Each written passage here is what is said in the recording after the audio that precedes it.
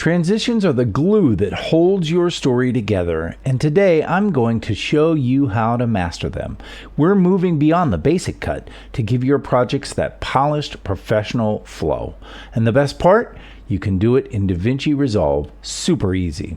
I'm Jay Haynes for the Hit Film Sensei YouTube channel, and this is Transitions for Absolute Beginners.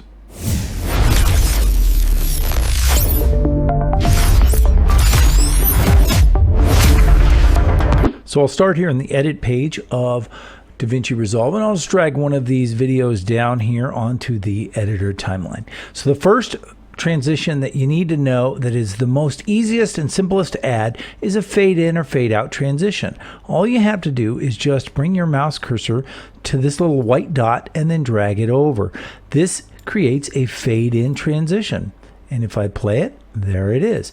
Also, if I come over to the other side, I can drag this and it creates a fade out transition. Super simple, super easy. And I can adjust the length of those just by simply dragging. By the way, the audio also has a fade in and fade out handle as well. And by the way, you can adjust the curve of that also, just like this. This video doesn't have audio, so I can't demonstrate that, but just pretend. All right. Let me drag another one down here and place it right next to that one. So now we have a basic cut between these two videos. The problem here is that each of these videos end right there. There's an end there and it's a hard end there.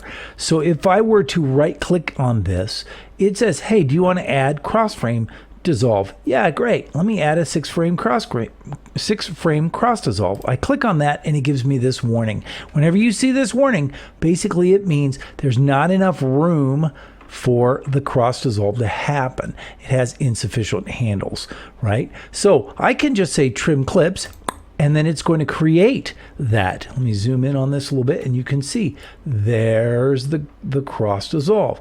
It created just enough for that to happen. Let me go ahead and delete that.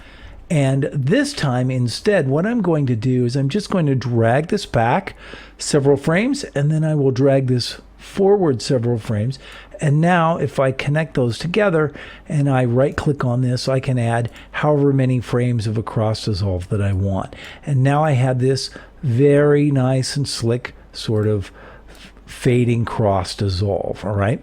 Now, can I make adjustments to that? Yes, I can. With this highlighted, I can come up and select the inspector panel. And under transition, you can see that I can change this to a different type of a cross dissolve or a different type of a transition. It doesn't have to be a cross dissolve. For example, it could be a split or a square.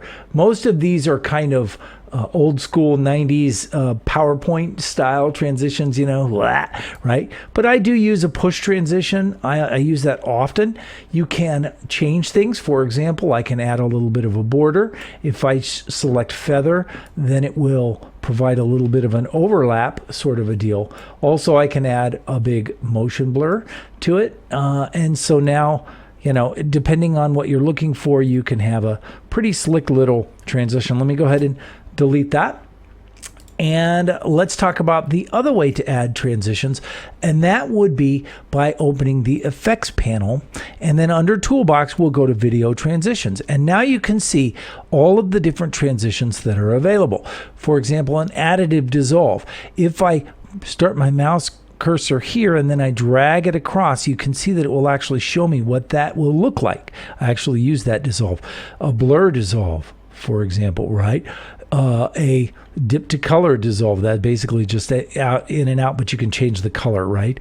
These are those old PowerPoint style ones, right? Here's your push transition again, right? If I come down low enough, then I'll find some that actually are pretty cool.